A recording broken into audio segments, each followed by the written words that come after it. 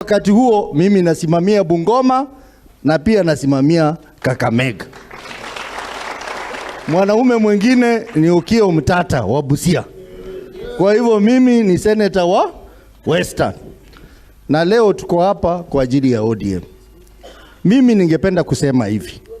Unajua mimi natoka Vihiga penye yule jamaa anajiita namba 3 anatoka. Lakini kule ni machungwa.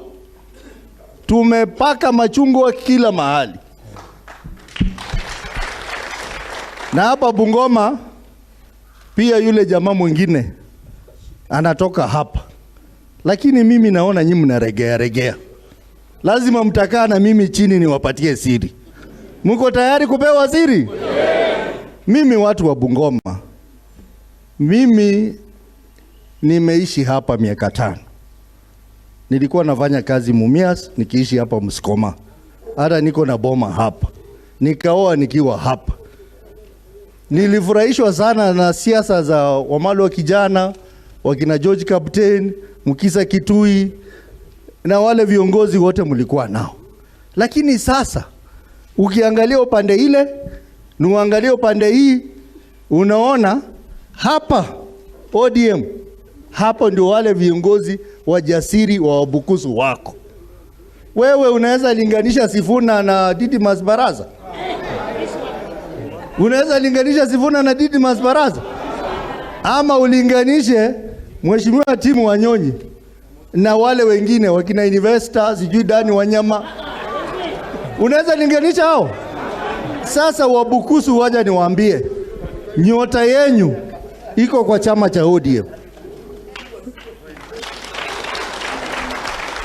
Na nyinyi msiseme ati baba amewasahau. Bwana Sifuna huyu ambaye ni kiongozi yetu kule Senate. Yes, ni bukusu.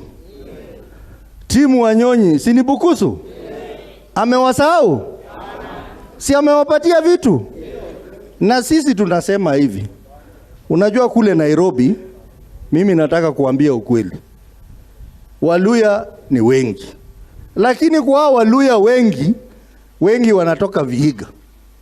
Ni wa Maragoli na Wanyore. Lakini wote wako nyuma ya timu. Si wako nyuma ya timu? Wote wako nyuma ya Sifuna. Tumewasukuma mbele. Lakini nyinyi hapa, sisi tunatarajia, kwa sababu kule sisi tunasupport baba 100%. Nyinyi pia mrudishe mkono. Msupport baba na msupport chama cha ODM. Na huyu ndugu yangu unajua kule Senate mimi nakaanga nyuma yake.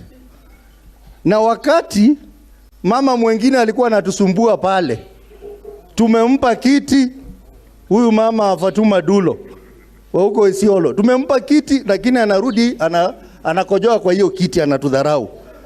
Mimi niliungana na wengine tukafurusha huyo mama. Tukaweka Sifuna akalie hiyo kiti. And I can tell you, there is a future in this guy. This is a real leader. Si huyu ni real leader? Na mimi nakubaliana na Wanjala wakati anasema hakuna SG Kenya hii ambaye anatoshea huyu. Hata wakiita interview kwa TV waende, wakisikia ni Sifuna yuko wanaogopa. Wakisikia Sifuna yuko wanaogopa. Na timu pia. Timu tumeanza sasa mazoezi.